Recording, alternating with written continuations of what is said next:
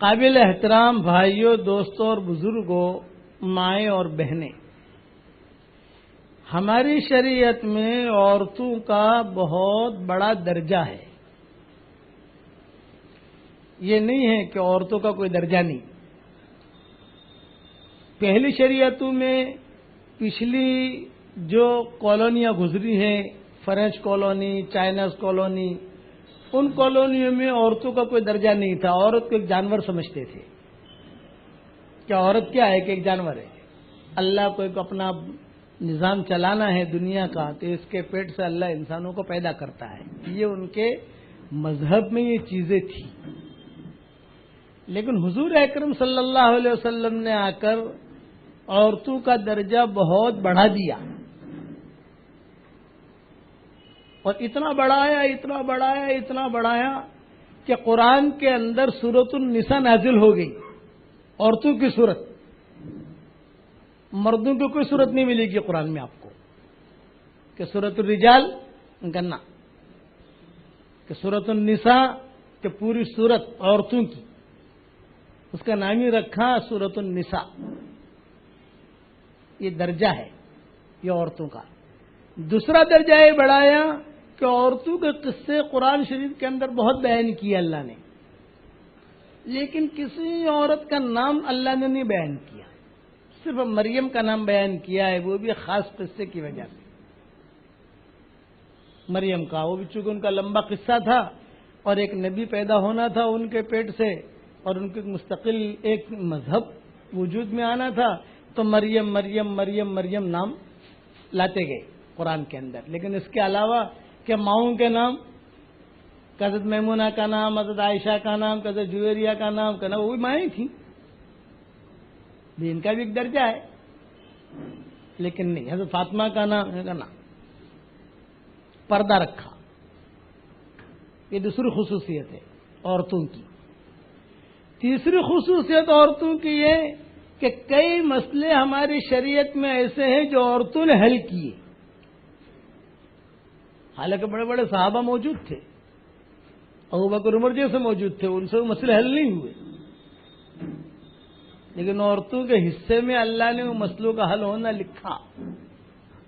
یہ ہماری شریعت میں ممبر نہیں ہوتا تھا پہلے، یہ مسجد میں ممبر ہوتے تھے، یہ نہیں ہوتا تھا، یہ ایک عورت ذریعہ بنی ہے ممبر کا۔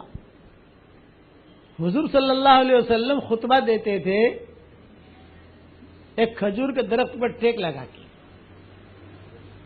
تو ایک انصاری عورت، نامعلوم، اس عورت کا نام بھی حدیثوں میں نہیں آتا کہ کون سے قبیلے کی تھی، کون سے علاقے کی تھی، انصاری عورت، امراۃ من الانصار، اس نے آ کر حضور صلی اللہ علیہ وسلم سے کہا کہ حضرت آپ خطبہ دیتے ہیں تو ہم عورتیں تو پیچھے رہتی ہیں، آپ کی آواز پہنچتی بھی نہیں، اور دور سے آپ کو دیکھ بھی نہیں سکتی، بھی آپ کی طرف دیکھنا بھی ہمارے لیے عبادت ہے، اور آپ کی آواز کو سننا بھی عبادت ہے ہمارے لیے۔ تو میرے پاس ایک ستھار ہے، میرے پاس بہت اچھا ستھار ہے، صاف ستھرا ہے، کام اچھا کرتا ہے، اور میرا غلام بھی ہے، اگر آپ حکم دیں تو میں کوئی چیز اونچی بنا لوں۔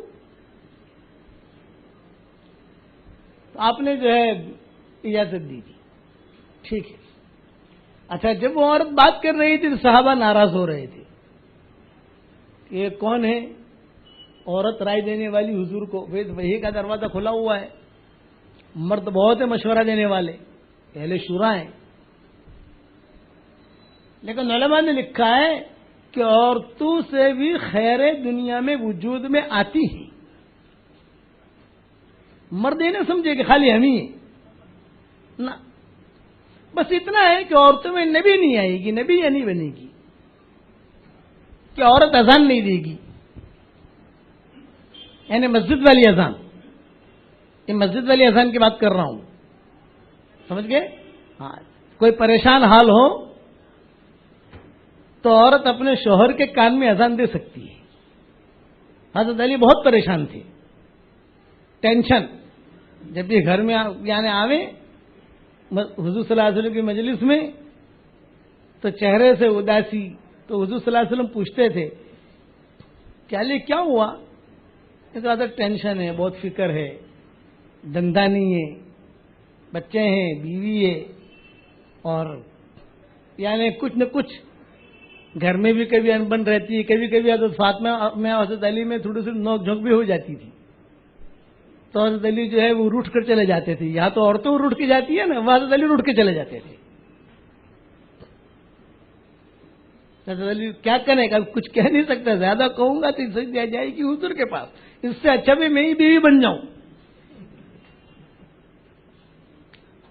حدیث میں قصے آتے ہیں کہ حضور صلی اللہ علیہ وسلم تشریف لے گئے اور حضرت فاطمہ سے پوچھا کہ فاطمہ علی کہاں ہے؟ تو حضرت فاطمہ نے کہا وہ تو لڑ جھگڑ کے گئے، وہ تو لڑ جھگڑ کے گئے ہیں. آپ نے پوچھا اچھا، اور اب کیا بتاؤں، گھر میں آتے ہیں تو ایک دم سے بس غصے میں بھرے ہوئے، آپ سمجھے نا، غصے میں بھرے ہوئے. اور تو حضور نے فرمایا بیٹی فاطمہ شوہر تو ایسا ہی ہوتا ہے، شوہر اگر ایک دم ادب سے آئے گا تو وہ شوہر کیا رہا. یہ حضور نے جواب دیا کہ بیٹی فاطمہ شوہر تو ایسا ہی ہوتا ہے، وہ تو اکڑ مکڑ والا ہی ہوگا، نخرے ہوں گے اس کے، اور وہ شوہر ہی ایک دم سے ادب سے آوے اور حضرت حضرت کرے، حضرت حضرت، تو وہ شوہر کیسا رہا. اچھا بتاؤ کہاں گئے؟ وہ تو مجھے پتا نہیں کہاں گئے. حضرت فاطمہ بھی جو ہے وہ بے رخی کا جواب، پتا نہیں کہاں گئے. حضور صلی اللہ علیہ وسلم مسجد میں آئے تو حضرت علی جو ہے وہ لیٹے ہوئے مسجد نبوی میں. تو حضور نے دیکھا دور سے کہ علی دکھ رہے ہیں. حضور صلی اللہ علیہ وسلم کہے اچھا یہ سو گئے تھے حضرت علی. تو حضور نے جو ہے پاؤں سے انہیں ہلایا، قم یا ابا تراب، وہ مٹی کے باپ کھڑو. وہ مٹی کے اوپر لیٹے تھے تو ابو تراب کہا قم یا ابا تراب، جا گھر جا.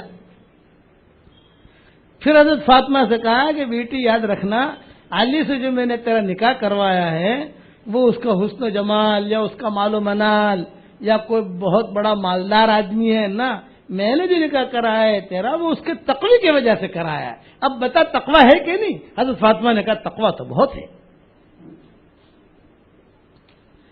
تقوی تو بہت ہے. تو یہ عورتوں کی خصوصیت ہے کہ یعنی کہ یہ ممبر جو بنا یہ ایک عورت کی وجہ سے بنا. حضور صلی اللہ علیہ وسلم نے اجازت دی بناؤ، صحابہ ناراض ہو رہے.